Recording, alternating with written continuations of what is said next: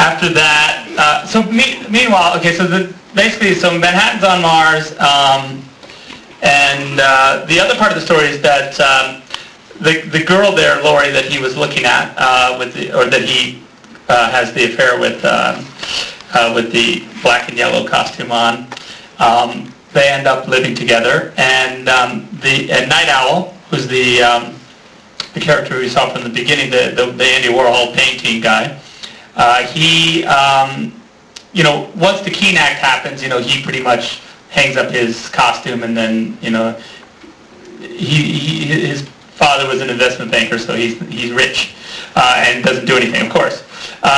And although if it was now, it might be a different story. And so, no owl ship today. So he, but he does like her. He's always had a thing for her. And so after Manhattan leaves, Lori has nowhere else to go. She only knows superheroes, so she goes to stay with him. And he really likes her. And of course, as it does, they're alone, and they decide to, they happen to fall into I don't know how to say it, or romantic interlude. Is that like something like that? Anyway, they're going to make love, and he cannot perform in this because of his anxiety over the war and his sort of problem with him not being a superhero. There's a lot of issues. And so he goes down to his basement where he has his costume and his owl ship and all his superhero stuff. And when he gets down there, he realizes that he needs his costume, sort of like he realizes that his alter ego or his other self is really more to him than sort of the fake person that he's been the person that's been hiding in his house. And so he and Lori decide to put on their costumes and go do a little adventuring like in the old days, even though it's illegal.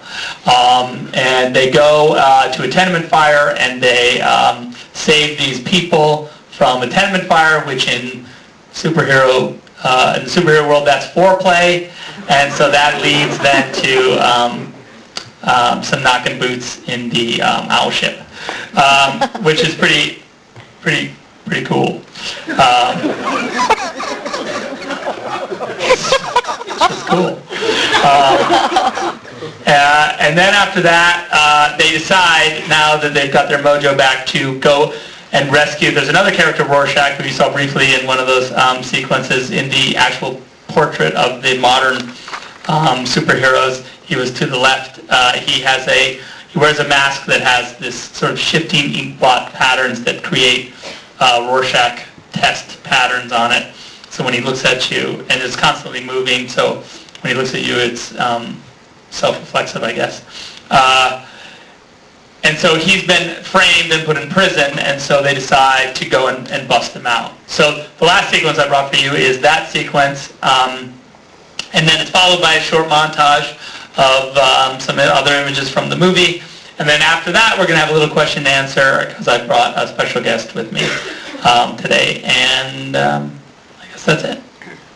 So again, with this.